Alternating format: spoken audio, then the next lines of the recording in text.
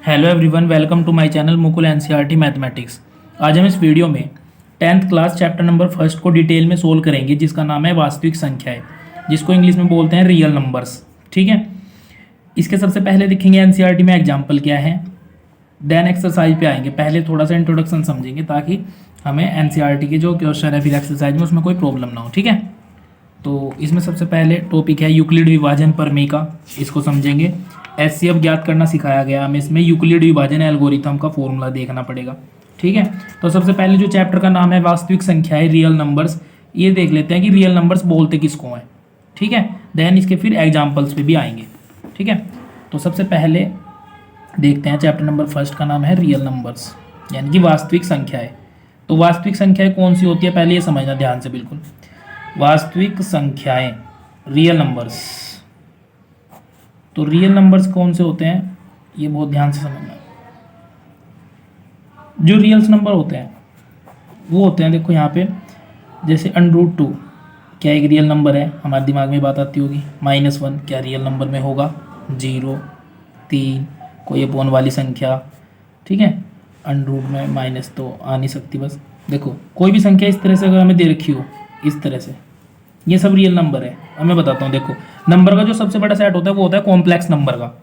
तो जो complex number होते हैं उनको सम्मिश्र संख्या बोलते हैं। तो उसमें होते हैं a+ib के फॉर्म में, ये कॉम्प्लेक्स नंबर की जनरल फॉर्म है। इसमें क्या होता है, यहाँ पे जो होता है a, ये तो होता है रियल पार्ट और ये होता है इमेजिनरी पार्ट। ठीक है, तो आपको एक चीज़ समझनी, बस जो नंबर का सबसे बड़ा सेट है कॉम्प्लेक्स नंबर, जिसको बोलते हैं यहाँ पे कॉम्प्लेक्स नंबर, इसमें √ में माइनस वालों को छोड़ के दुनिया में जितने भी नंबर है √ में माइनस वालों को छोड़ के, मतलब बस ये रियल नंबर नहीं हो सकता जिसमें √ में माइनस आएगी। इमेजिनरी को छोड़ के जितने भी दुनिया में नंबर है वो सब रियल नंबर है। ठीक है, मतलब रियल नंबर √ में माइनस वालों को छोड़ के सभी रियल नंबर के अंतर्गत ही आएंगे। √2 भी रियल नंबर है, ये भी रियल होगा, ये सब रियल नंबर है। √ में माइनस वालों को छोड़ के, तो कोई √ से बाहर है माइनस, अगर अंदर होती है तो ये रियल नंबर में काउंट नहीं होता। ठीक है, तो इन्हीं सब का हमें क्या करना, इस चैप्टर में हमें सीखना कि यूक्लिड विभाजन प्रमेय का मतलब यूक्लिड विभाजन एल्गोरिथम का सूत्र क्या है। ठीक है, इससे फिर एचसीएफ ज्ञात करना भी इसमें हम सीखेंगे। तो सबसे पहले हम देखते हैं कि यूक्लिड विभाजन एल्गोरिथम का सूत्र क्या है। ठीक है, इस प्रमेय का यूज होगा इसमें एचसीएफ ज्ञात करने के लिए भाग विधि से। यूक्लिड विभाजन एल्गोरिथम, यूक्लिड विभाजन एल्गोरिथम। ठीक है, तो देखते हैं कि इसमें फॉर्मूला कौन सा करेंगे हम अप्लाई जब ज्ञात करेंगे क्या, एचसीएफ ज्ञात करने के लिए हम ये करेंगे यूक्लिड विभाजन एल्गोरिथम का यूज। तो इसका पहले फॉर्मूला देख लेते हैं क्या होता है। इसका सूत्र होता है भाज्य बराबर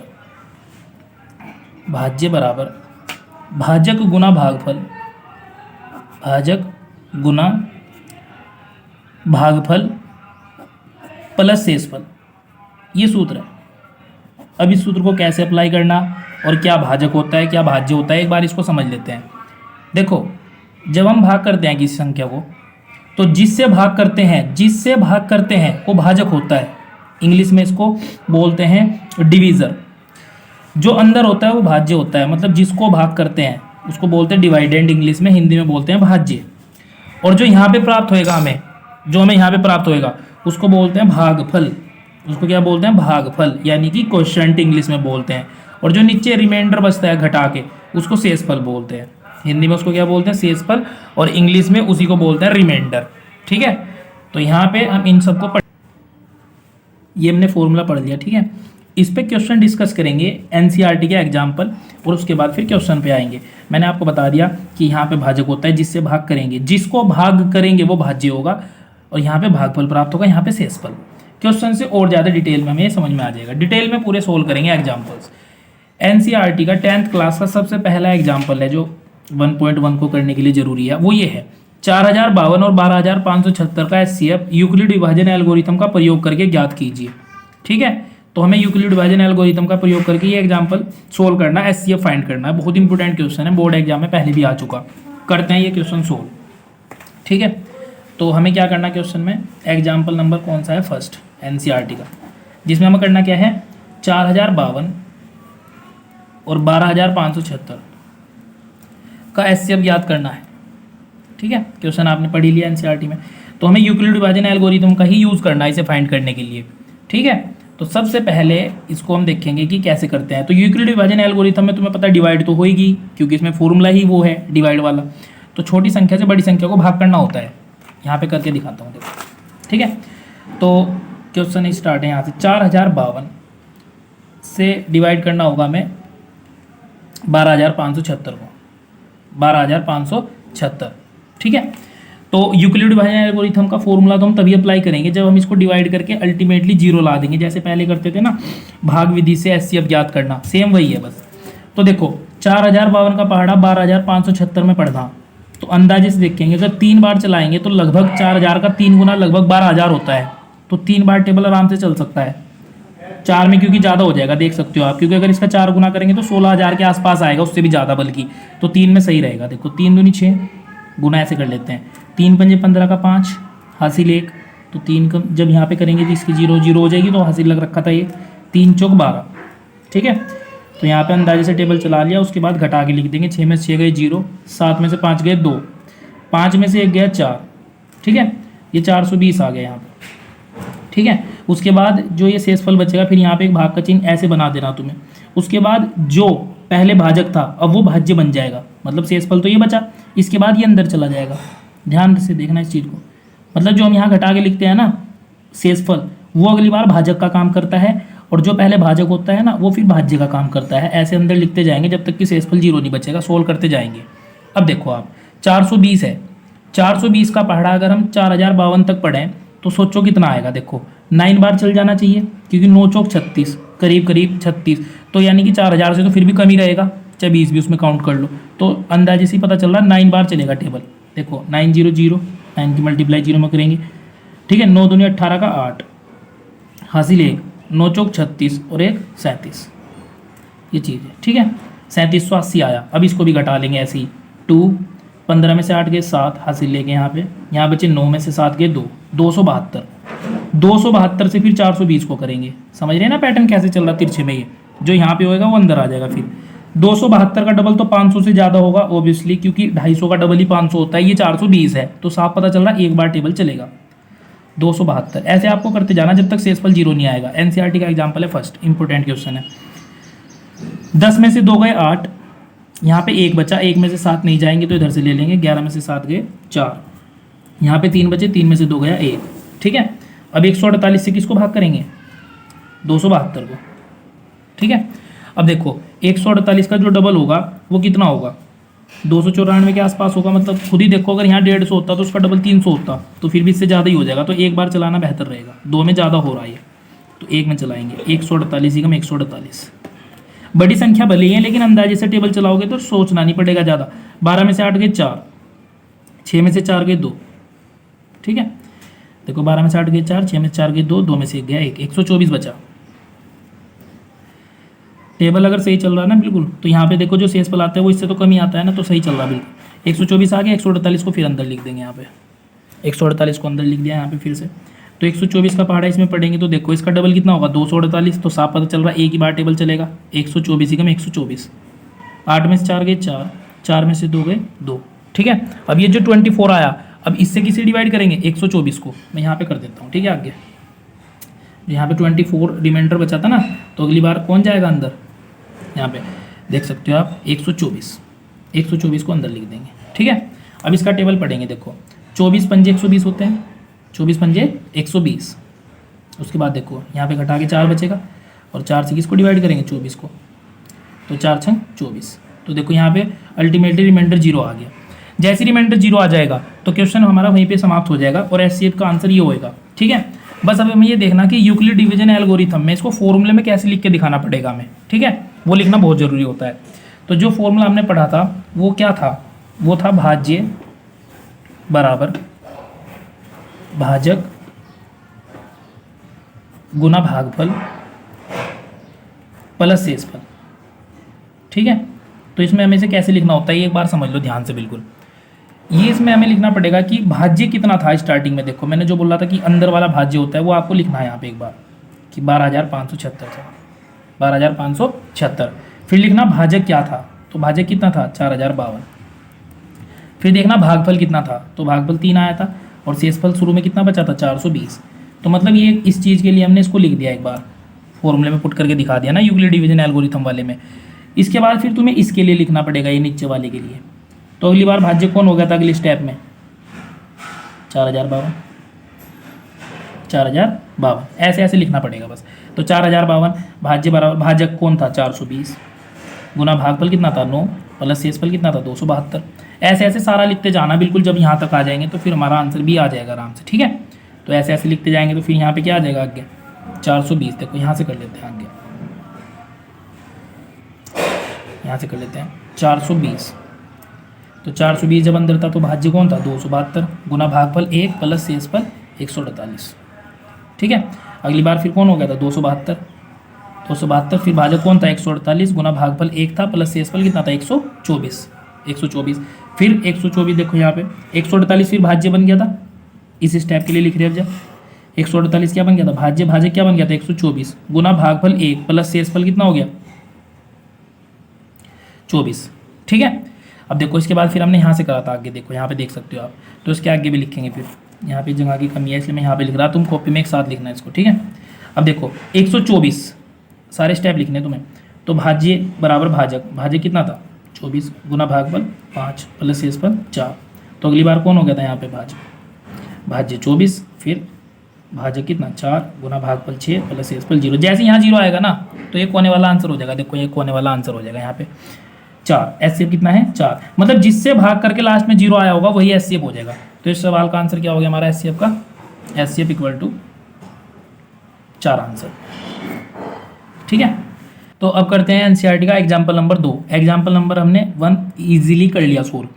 एग्जाम्पल नंबर 2 में बोल रहा है यहाँ पे शो करके दिखाना पड़ेगा। इसमें दर्शाइए कि प्रत्येक धनात्मक संपूर्णांक 2q के फॉर्मेट का होता है और प्रत्येक धनात्मक विषम पूर्णांक इस रूप का होता है जहाँ q कोई पूर्णांक है। यानी कि हमें शो करके दिखाना कोई भी जो पॉजिटिव इंटीजर होता है ना, इवन नंबर में कोई सम संख्या वो इस फॉर्मेट की होगी हमेशा और विषम संख्या इस तरह की दिखेगी, ठीक है। इसको हम प्रूफ करके दिखाते हैं। तो एग्जाम्पल नंबर 2 को कैसे सोल्व करके दिखाना होगा, मैं इसी चीज़ को समझना है यहाँ पे डिटेल में। देखो सबसे पहले क्या होगा, इसमें हमें बिल्कुल क्लियर पता कि जो सम संख्या होगी वो इस फॉर्मेट की होगी, हमें दिखानी है। और विषम संख्या जो होगी ना, विषम धनात्मक पूर्णांक, वो 2q + 1 के फॉर्मेट का होगा। इसमें साफ पता चल रहा है, देखो ये फॉर्मेट कौन सा बन रहा। अगर इससे पहले भाज्य आ जाए तो ये क्या होगा? भाज्य गुना भागफल प्लस शेषफल, ठीक है। अगर यहाँ पे अब देखो, यहाँ पे अगर शेषफल देखो आप कितना है, यहाँ पे अगर शेषफल कुछ नहीं तो 0 तो लिख ही सकते हैं। तो बिल्कुल फॉर्मेट बन रहा है, बस भाज्य नहीं है। तो भाज्य को ऐड करते हैं पहले। माना भाज्य जो कि एक पूर्णांक ही होगा, सपोज वो a है, ठीक है। अगर भाज्य a है तो भाज्य को किससे भाग करी जावे? भाजक से। तो भाजक इसमें 2 है ही, इसे भाग करके कुछ ना कुछ क्वेश्चन तो आएगा। यहाँ पे भागफल कुछ भी आए चाहे, यहाँ पे कुछ ना कुछ रिमाइंडर पक्का बचेगा ही बचेगा, ठीक है। अब मुझे तुम बताओ कि इसको कैसे लिखा जाता है? भाज्य बराबर भाजक गुना भागफल प्लस शेषफल, अभी पीछे वाले क्वेश्चन में पढ़ा हमने। तो भाज्य कितना? a बराबर भाजक गुना भागफल प्लस शेषफल। यहाँ जो रिमाइंडर बचता है वो हमेशा इससे तो छोटा होता है और 0 से बड़ा होता है या 0 के बराबर होता है। कभी कभी जब हम भाग करते हैं, जैसे 4 से 8 को भाग कर रहे, 4 दूनी 8, ये पूरा नहीं कट जाता यहाँ पे। तो शेषफल 0 ही तो आ सके और ये 0 से बड़ा भी आ सके, ठीक है। लेकिन कभी ऐसा होगा कि इससे बड़ा शेषफल बच जाएगा? कभी भी नहीं होगा कि इस संख्या से बड़ा शेषफल बच जाए। तो मैं ये लिख सकता हूँ क्या यहाँ पे कि जो ये रिमाइंडर बचेगा हमारा, ये हमेशा 0 से बड़ा होगा या 0 के बराबर होगा। ऐसा कभी नहीं हो सकता कि वो 2 से बड़ा हो जाए, 2 हमेशा उससे बड़ा ही होगा। ये चीज़ देखो समझ में आई क्या? जो यहाँ बचेगा शेषफल वो 0 से बड़ा होगा या 0 के बराबर होगा, लेकिन 2 से वो हमेशा छोटा ही रहेगा। तो आर की पॉसिबल वैल्यू क्या क्या होंगी? यहाँ से 0 के बराबर भी हो सके आर की वैल्यू और 2 से छोटी 1 भी हो सके पूरे अंक में। पॉइंट वाली वैल्यू नहीं लेनी, पूर्णांक बोल रहा तो इंटीजर लेने, पूरी संख्या, ठीक है। तो आर की 2 पॉसिबल वैल्यू निकल के आई यहाँ से हमारी, ठीक है। जो आर की 2 पॉसिबल वैल्यू निकल के आई, इनको अगर हम यहाँ पे पुट करके देखेंगे तो क्या आएगा? देखो a = 2q प्लस, सबसे पहले हम r बराबर 0 रख के देखते हैं समीकरण नंबर 1 में। r बराबर 0 को इसमें पुट करेंगे तो कितना आएगा? देखो r बराबर 0 को इसमें पुट करेंगे तो 2q + 0, तो a = क्या हो गया? 2q। तो बताओ ये फॉर्मेट कौन सा बना? सम संख्या का फॉर्मेट बना। q की वैल्यू तुम यहाँ पे कुछ भी रख के देखो, 1 रख के देखो तो 2 × 2 आएगा, 2 रख के देखो 2 दूनी 4 आएगा, 3 रख के देखो 2 × 6 आएगा। q की वैल्यू कुछ भी रखो तुम, सम संख्या ही नहीं आ रही, बताओ। तो ये एक सम धनात्मक पूर्णांक इस फॉर्मेट का होता है, सीध होगी ना बात, ठीक है। अब अगली संख्या रख के देखते हैं, r बराबर 1। r बराबर 1 को रख के देखेंगे इस वाले में तो कितना आएगा? देखो यहाँ से a = 2q प्लस r के प्लस पे कितना हो गया? 1। तो देखो ये वाला फॉर्मेट बना यहाँ से, यही वो फॉर्मेट है कि क्यू की कुछ भी वैल्यू पुट कर लो, अगर तुम इसमें सम संख्या रखो चाहे विषम संख्या रखो, इसका पूरे को सोल्व करके तो विषम ही आएगा। देखो आप यहाँ पे एक रख के देखो तो 2 एकम 2 और 1 3 तो विषम संख्या आई, चाहे आप 2 रख के देख लो इसके प्लेस पे, 2 दूनी 4 और 1 5 तो विषम संख्या नहीं आ रही। तो ये बात बिल्कुल सिद्ध होती है, यहाँ से इंप्लाइज दैट करके लिख सकते हो। अतः प्रत्येक, ये एक स्टेटमेंट लिखना बस आपको 1-2 लाइन में, प्रत्येक धनात्मक समपूर्णांक जो होगा वो 2q के फॉर्मेट का होगा, 2q व प्रत्येक विषम धनात्मक पूर्णांक जो होगा, विषम धनात्मक पूर्णांक जो होगा वो किसके फॉर्मेट का होगा, 2q + 1 के फॉर्मेट का होगा। बस हमें ये प्रूफ करके दिखाना था, हमने प्रूफ कर दिया। और अच्छी तरह समझने के लिए एग्जाम्पल नंबर 3 करो, एग्जाम्पल नंबर 3 में भी और डिटेल में समझ में आ जाएगी ये चीज़ आपको। ऐसा क्वेश्चन आपने पहली बार ये देखा होगा ना, तो इसलिए थोड़ा अजीब सा लग भी रहा होगा, तो एग्जाम्पल नंबर 3 से और क्लियर होएगी बात, क्योंकि वो भी बिल्कुल ऐसा ही क्वेश्चन है। दर्शाइए कि एक धनात्मक विषम पूर्णांक 4q + 1 4q + 3 के रूप का होता है जहाँ q एक पूर्णांक है। तो इस बार इन्होंने सम संख्या की बात नहीं करी, केवल बोला इन्होंने विषम धनात्मक पूर्णांक इन फॉर्मेट का होता है। ये हमें शो करके दिखाना, करने का मेथड बिल्कुल सेम रहेगा। ठीक है, करते हैं एग्जाम्पल नंबर 3 को सोल्व इस वीडियो के आगे। तो एग्जाम्पल नंबर 3 एनसीईआरटी का जो है उसमें हमें क्लियर बताया कि आपको ये प्रूफ करके दिखाना कि जो धनात्मक विषम पूर्णांक होते हैं, धनात्मक विषम पूर्णांक पॉजिटिव ओड इंटीजर, वो हमेशा इस फॉर्मेट के होंगे इस क्वेश्चन के अकॉर्डिंग, 4q + 1 4q + 3। तो यहाँ से साफ पता चल रहा है, जैसे उसमें भाजक कितना था 2, इसमें भाजक कितना है 4, भाज्य तो इसमें दे नहीं रखा, तो भाज्य को ऐड कर लेंगे पहले की तरह ही। करने का तरीका वही है जो एग्जाम्पल नंबर 2 सोल्व किया। तो माना भाज्य बराबर कितना मान लिया, ए ही मान लो चलो। तो मुझे तुम बताओ कि भाज्य को किससे भाग करी जावे, भाजक से। तो भाजक तो 4 है ना, 4 से इसको भाग करेंगे तो कुछ ना कुछ तो क्वेश्चन आएगा ही, मतलब भागफल कुछ ना कुछ तो आएगा, रिमाइंडर भी आएगा कुछ ना कुछ। तो इसको मैं किस फॉर्मेट में लिख सकता हूँ आराम से, यहाँ पे a = 4q + r, वही वाले फॉर्मूले से, भाज्य बराबर भाजक गुना भागफल प्लस शेषफल। ठीक है, अब देखो आप, मैंने अभी एक बात क्या बताई थी आपको, जो रिमाइंडर होगा वो हमेशा 0 से बड़ा होगा, 0 से हमेशा क्या होगा, ये बड़ा होगा या उसके बराबर भी हो सकता है। कभी कभी पूरा पूरा कट के शेषफल 0 भी तो बच जाता है, लेकिन ऐसा कभी नहीं होगा कि वो इससे बड़ा हो जाए।